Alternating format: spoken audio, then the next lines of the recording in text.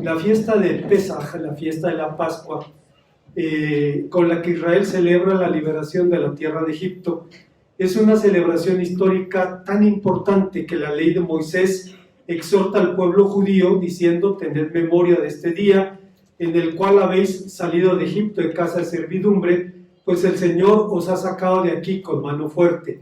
Éxodo capítulo 13, versículo 3. Dado su carácter de celebración familiar, esta es una de las fiestas predilectas del judaísmo. Obviamente el ritual de la Pascua ha cambiado con el paso del tiempo, cosa que se evidenciaba incluso en la era bíblica, algunos cambios en la liturgia, y hoy en día la celebración de la Pascua sigue siendo, sin embargo, una fiesta con un carácter pedagógico, es decir, con un propósito de instrucción. Los menores, ya sea en edad o en rango, deben hacer 4 preguntas a sus mayores. ¿Por qué es diferente esta noche de todas las noches? ¿Por qué esta noche comemos solamente hierbas amargas? ¿Por qué mojamos las verduras en agua salada 2 veces?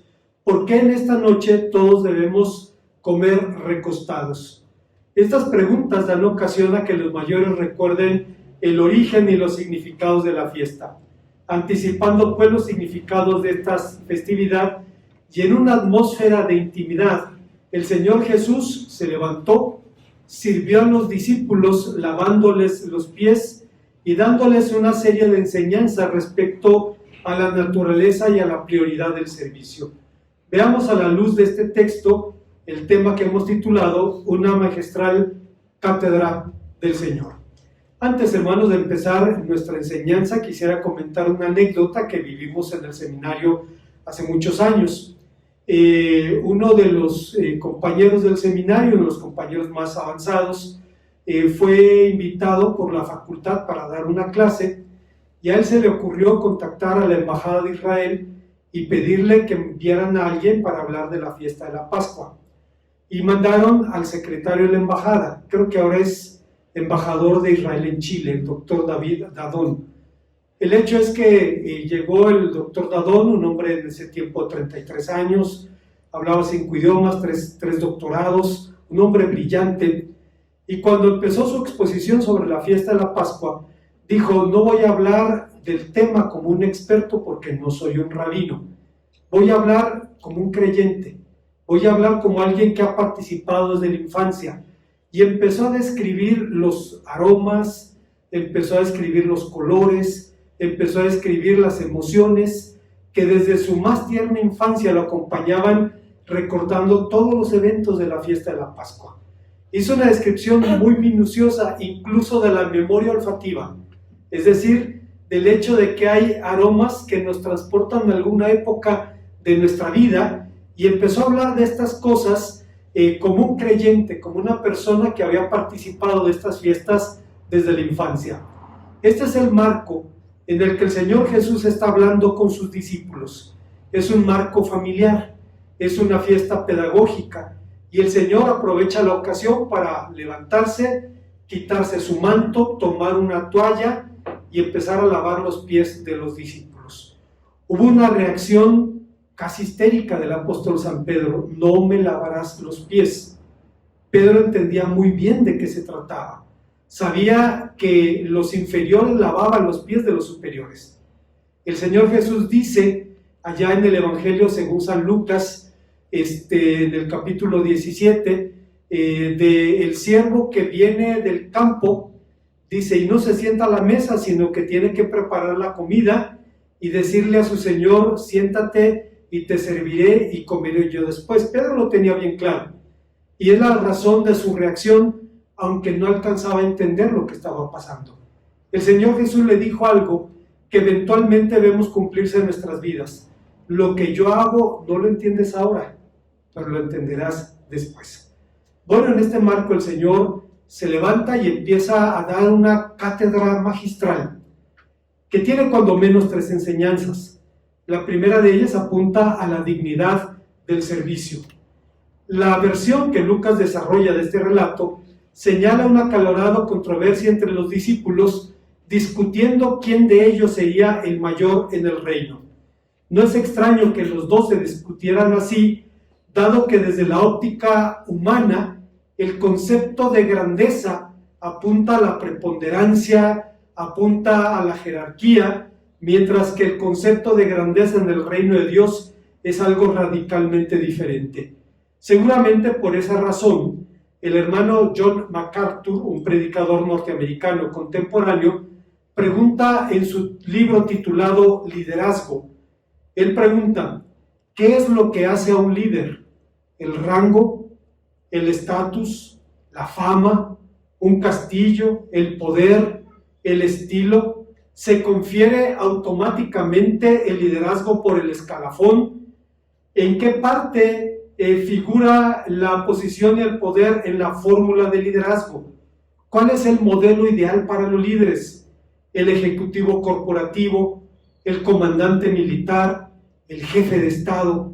Y el Señor Jesús responde estas preguntas con pocas palabras que demuestran que su visión de liderazgo es radicalmente distinta a la del mundo.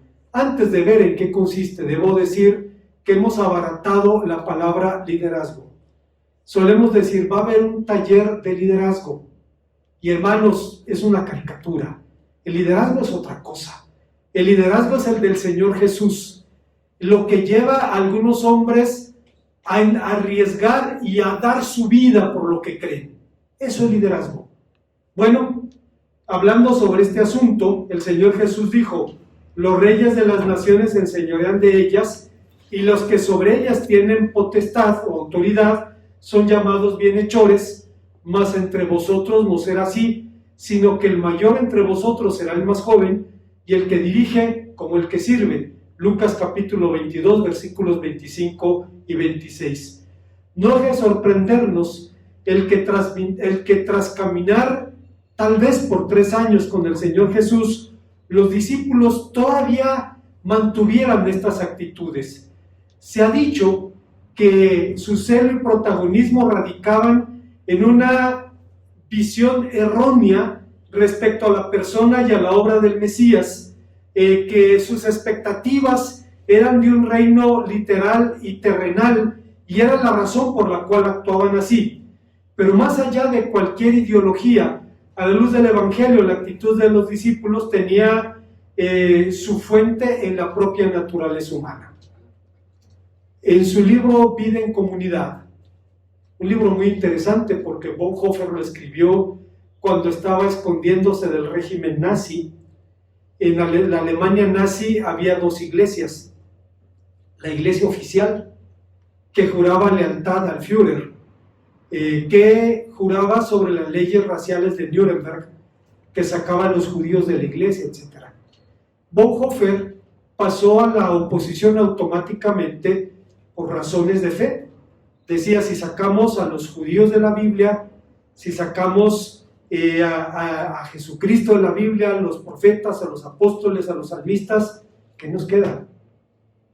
Y la otra razón es que había judíos en su familia. Bueno, Bonhoeffer pasa a la oposición y se oculta en un monasterio católico, disidente también, y ahí escribe Vida en Comunidad. Le da el borrador al abad del monasterio, lo lee y le dice, este va a ser nuestro manual, este va a ser el manual que vamos a usar en este monasterio. ¿Por qué podían usarlo católicos? Porque lo que Bonhoeffer dice ahí es bíblico. Y ellos no tienen ningún problema para entender que era palabra de Dios. Bonhoeffer dice algo muy interesante. Dice, apenas se juntan 2 personas, empiezan a medirse, a calificarse, sería necesario no ser hombre para no hacer eso. Creo yo forma parte del instinto de supervivencia. Quiero ver con quién me estoy relacionando. Pero mi hermano Santiago hizo una declaración hace un momento en la Acción de Gracias y dijo que se sentía agradecido por ser parte de la familia. Y Bonhoeffer dice eso. Dice, la única actitud correcta con la que debemos llegar a la iglesia es la gratitud. ¿Por qué? Porque Dios nos permite formar parte de su familia. Si no llegamos con esa actitud, dice Bonhoeffer, introducimos el fermento del separatismo desde el mismo origen de la comunidad.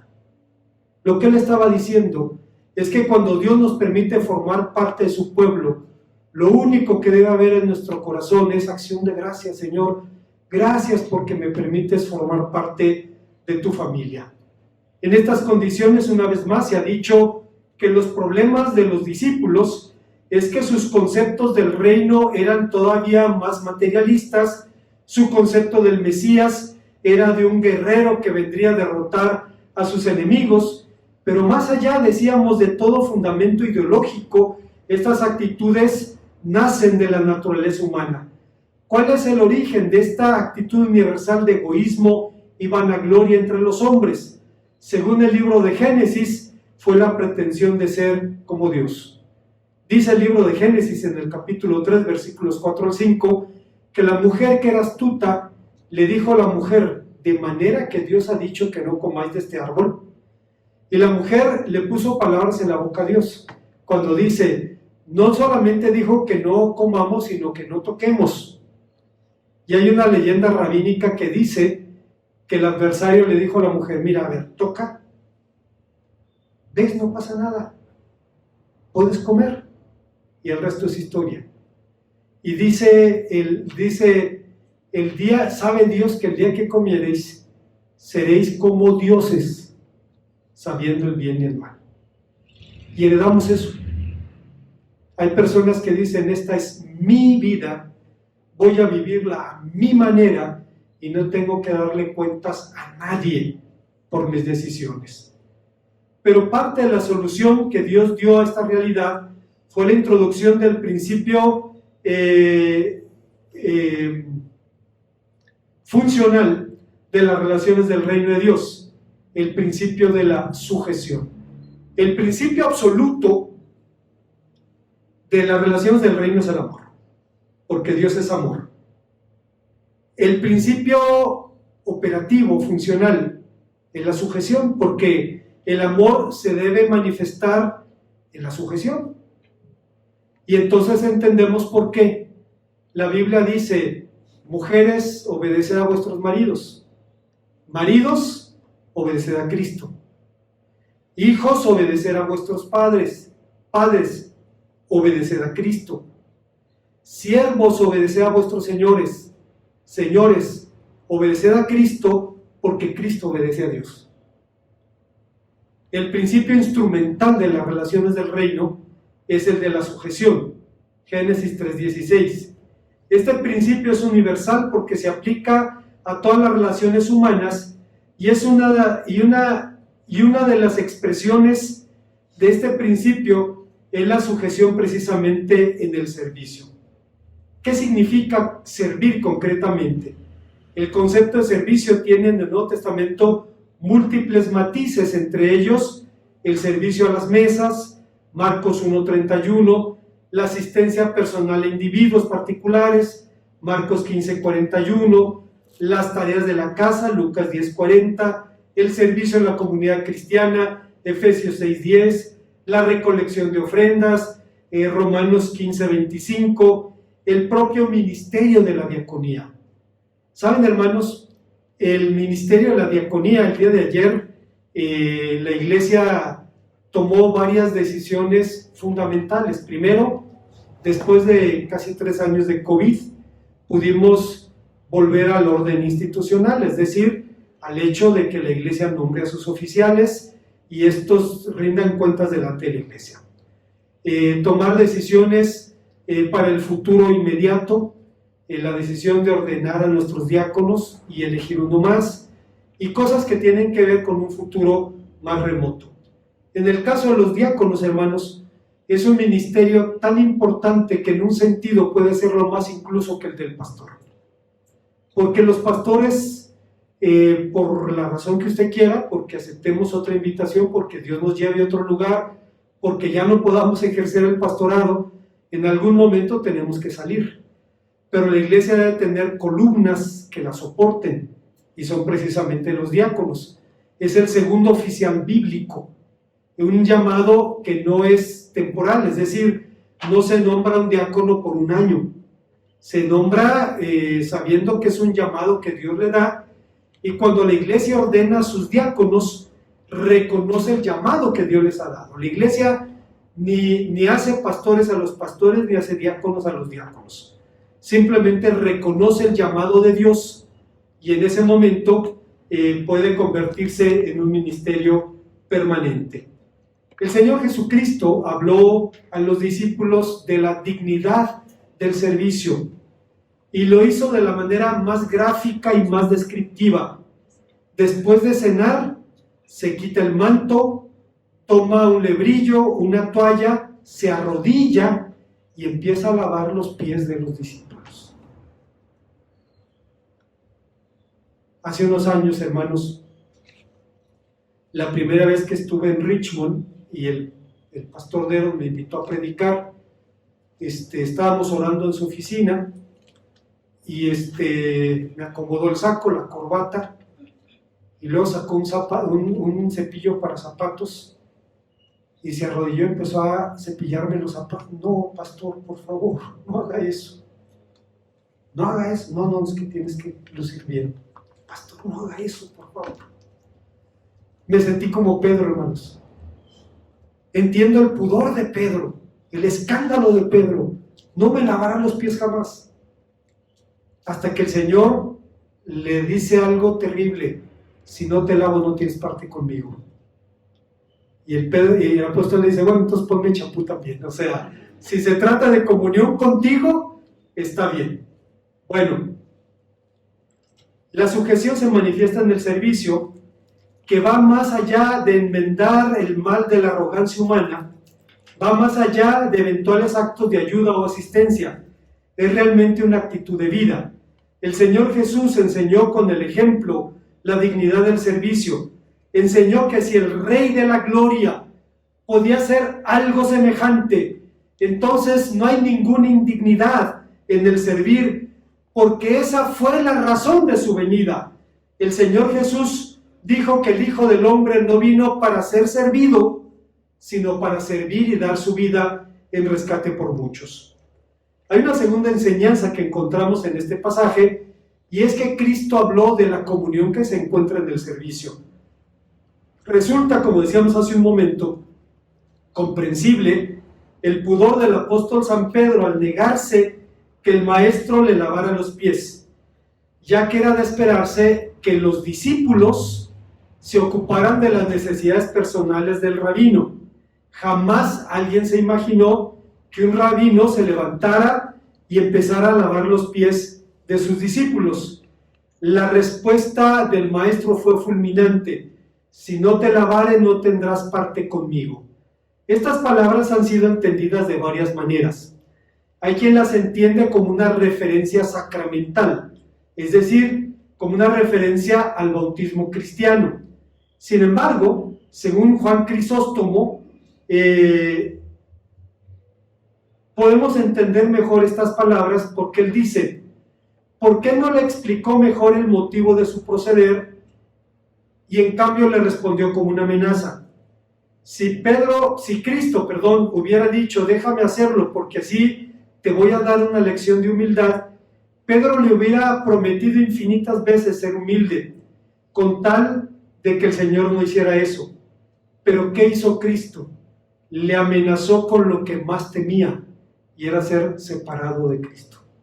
Si no te lavo, no tienes parte conmigo. Y hermanos, Pedro se congeló. No entendía todavía de lo que se trataba, pero accedió. De esta manera, la comunión con Cristo radica en participar de los beneficios y cumplir las condiciones de su obra redentora. Crisóstomo añade al respecto: ¿qué hizo entonces el apóstol fervoroso y ardiente? Le dice Jesús: Señor, lávame no solo los pies, sino también las manos y la cabeza. Con vehemencia se rehusó y con mayor vehemencia accede, y ambos proceden de su amor a Cristo. El ejemplo del Señor Jesús se convierte entonces en el marco de referencia del hacer del cristiano, ya que él dijo, tras lavar los pies de sus discípulos: porque ejemplo os he dado, para que como yo he hecho, vosotros también hagáis. Es claro, hermanos, que esto es mucho más que un modelo, es un prototipo, es el primero de la serie. El cristiano tiene que actuar así. Yo recuerdo, hermanos, en las brigadas médicas, cuando la hermana Silvia ofrecía servicio de podología, ver a esa mujer arrodillada arreglando los pies de personas del campo, que no son los más cuidados del mundo. Pies encallecidos, duros, con uñas enterradas, y la hermana Silvia con una dedicación y un amor arrodillada, lavando los pies, limpiándolos, haciendo ese servicio por amor a Cristo, siguiendo el ejemplo del maestro. Pero la experiencia humana enseña que indudablemente existen muchas actitudes detrás del servicio. Se puede servir por obligación, se puede servir a regañadientes, se puede servir para figurar, y sin embargo el Señor lo hizo por humildad y por amor. El apóstol San Pedro hablaba sobre las motivaciones del servicio diciendo: siervos, obedeced en todo a vuestros señores terrenales, no sirviendo al ojo como quien quiere agradar a los hombres, sino con corazón sincero, sirviendo a Dios. Colosenses 8:23. Consecuentemente, el Señor Jesús es descrito en la Biblia como manso y humilde de corazón, y su misión como no la de ser servido, sino la de servir y dar su vida en rescate por muchos. Por eso, desde su entrada triunfal en Jerusalén, vemos el sello de la humildad. Para el apóstol San Juan, la permanencia en la comunión con Cristo se expresa exactamente andando como Él anduvo, dice en su primera carta, capítulo 2, versículo 6. Es decir, mediante una vida de humilde consagración y servicio. En la práctica, en la experiencia cristiana, la verdadera comunión solamente, hermanos, se encuentra con el servicio. Si usted quiere conocer, quiere amar, profundizar su relación con sus hermanos, es en el servicio. Es entonces cuando nos conocemos y nos aceptamos y nos amamos y podemos servir y compartir el privilegio y la bendición del servicio. De esta manera, hermanos, es precisamente mediante el servicio, no con las palabras o las promesas, que se materializa la relación con Cristo, y solo en ella se explica, por ejemplo, los profundos lazos que Pablo tenía con sus colaboradores. Cuando Pablo habla de sus relaciones entrañables, era con gente que trabajaba con él. Habla de hombres y mujeres que combatieron en el Evangelio juntos, y las relaciones se estrechan así. Hay una tercera y última enseñanza. El texto nos habla también de la prioridad del servicio. Curiosamente, hermanos, algunos grupos cristianos han concluido que las palabras del Señor Jesús: pues si yo, el Señor y Maestro, os he lavado los pies, así también debéis lavaros los pies los unos a los otros. Existe una denominación evangélica, los hermanos, que tienen 3 sacramentos: el bautismo, la cena y el lavamiento de los pies. Cuando yo estudiaba en el seminario, llegó un pastor del grupo de los hermanos, el hermano Cirilo se llamaba. En ese tiempo yo tenía 23, 24 años, él tendría casi mi edad. Ahora, era un hombre grande. Y entonces León Sánchez, algunos lo conocen, muy bromista, le dijo: hermano Cirilo, ¿y ustedes en su iglesia de los hermanos cada cuándo se lavan los pies? Oh, cada mes. Ah, los bautistas nos lo lavamos todos los días, dice León Sánchez. Los que lo conocen saben que es capaz de eso y más, ¿no? Entonces, hay grupos que usan esto. En la tradición católica, especialmente en Semana Santa, hay un ritual en la que el obispo manifiesta su humildad, lavando los pies a seminaristas o a sacerdotes jóvenes. La cuestión aquí, hermanos, es si el lavamiento de los pies es realmente un tercer sacramento, una tercera ordenanza. Sin embargo, desde el propio Nuevo Testamento y los primitivos escritos cristianos, resulta evidente que este acto, más que convertirse en un sacramento, puntualiza la prioridad del servicio en la vida del discípulo. Si usted lee con cuidado el resto del Nuevo Testamento, encontrará que nunca más se repite, que no hay una celebración en la que Pablo haga lo mismo o el apóstol San Pedro haga algo semejante. El Señor Jesucristo, cuando lava los pies, lo dijo claramente: si yo, el Señor y Maestro, os he lavado los pies, así también debéis de hacerlo los unos a los otros. Hay momentos, hermanos, en los cuales esto se convierte en una situación que nos va a acompañar unos años. Hay una etapa en la que los padres nos convertimos en hijos rebeldes, porque el papá quiere seguir mandando y ya no puede hacerlo, pero quiere seguir mandando, y habrá momentos en que hay que bañarlo, hermana Mimi, en que hay que atenderlo en sus necesidades más básicas. Y yo sé, en el caso de mi hermana Mimi, que es el amor a su padre, pero también es el amor a Cristo. Es saber, Cristo nos enseñó eso. Nos dijo que tenemos que hacerlo. Y si lo hacemos con nuestros amados, eventualmente lo haremos con un desconocido, por amor a Cristo. Y siguiendo su ejemplo, hermano Antonio, hermana Gloria, a veces atender personas enfermas que no se valen por ellas mismas, en las necesidades más básicas, pero a final de cuentas es la manera de comunicar el amor de Cristo y convertirnos en las manos, en la boca y en el corazón de Cristo en este mundo. Bueno, aquí, hermanos, el énfasis está en eso. Vosotros también debéis lavaros los pies los unos a los otros, y puso el acento en un compromiso ineludible, pues debéis significa estar obligados. Y en el Nuevo Testamento la idea del deber tiene dos dimensiones muy concretas: nuestros deberes para con Dios y nuestros deberes para con nuestro prójimo. Existen varios términos en la lengua del Nuevo Testamento a través de los cuales expresamos la idea de servicio. Está la idea liturgeo, que designa un servicio voluntario a la comunidad. Está la tría, que significa el servicio del culto, es decir, los actos de la adoración. Y finalmente está diaconeo, que significa la asistencia personal a otros. Yo recuerdo cuando estudiaba en el seminario que el hermano Patricio Carter, un profesor, decía: diácono es una palabra griega compuesta, se compone de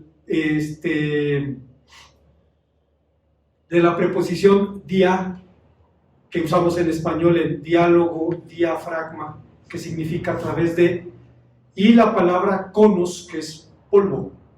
Y decía, el diácono era el esclavo, el más bajo de los esclavos, que tomaba las bridas del camello y le abría camino por las arenas del desierto. Ahora, la otra cuestión, a lo que nosotros llamamos ahora ministerio, Pablo le llamaba diaconía. Allá en una de sus cartas pastorales, Pablo dice: doy gracias al que me fortaleció, a Cristo Jesús, que me tuvo por fiel poniéndome en la diaconía. Pablo no entendía el ministerio como una posición, sino como una función. Hablamos de eso, hermano Raúl, ayer en el seminario. No es una situación de autoridad o de poder, es una situación de servicio. Y bueno, Dios llama a algunos a servir de esa manera. Hay diáconos de carrera, hermanos. Hay diáconos que toda su vida sirven como diáconos y reciben reconocimiento y honra de las iglesias por su ministerio.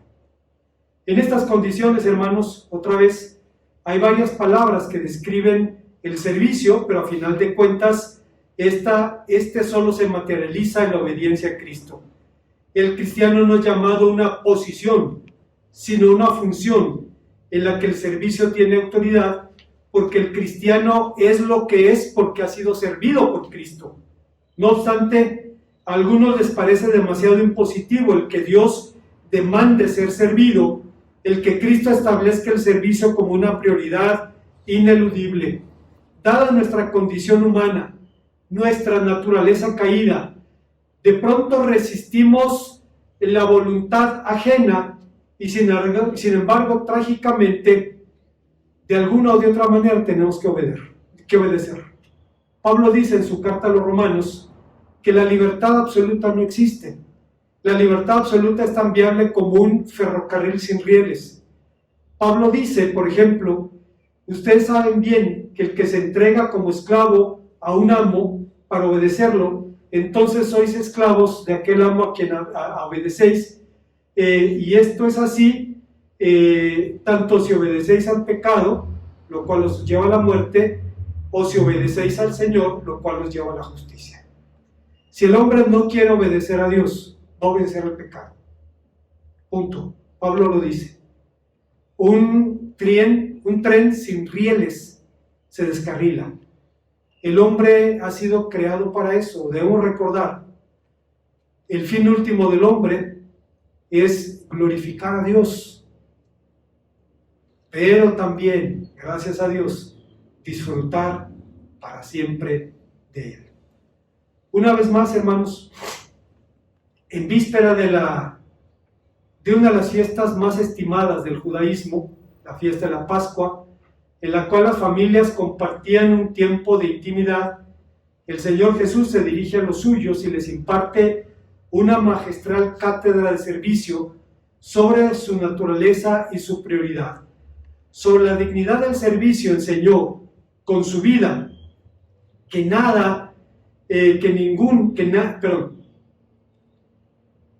no hay nada indigno de servir a los otros, que la verdadera grandeza radica en la humildad. Les enseñó que la comunión se encuentra en el servicio y que son los hechos y no las palabras o las promesas lo que nos identifica con otros. Y finalmente les enseñó también la prioridad del servicio. En su cátedra reiteró a los suyos que los hombres tienen su razón de ser en un para, es decir, que el servicio cumple en parte el propósito para el cual fuimos creados. Así demostró que para él el amor no es un asunto de palabras, es una realidad que se demuestra en los hechos. Mediante su servicio, él hizo posible que usted y yo pudiéramos conocer el amor del Padre, se entregó por usted y por mí, y la única respuesta digna, hermanos, a su entrega es también una entrega incondicional. Decirle, Señor, permíteme servirte como tú quieras. Y Pablo dice algo muy hermoso en Efesios 2, 8 al 10.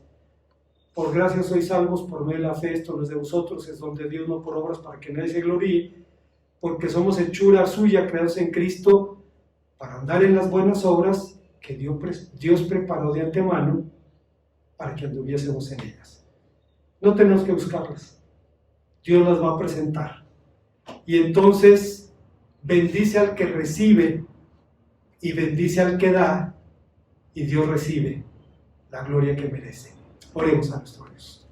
Gracias, Padre, una vez más, porque nos permite recordar la prioridad, nos permites recordar la comunión, nos permite recordar cada uno de los aspectos del servicio a los que llamas a tu pueblo.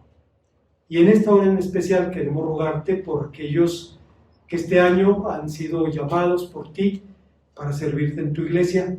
Queremos rogarte que los bendigas y los uses en el nombre de Cristo. Amén.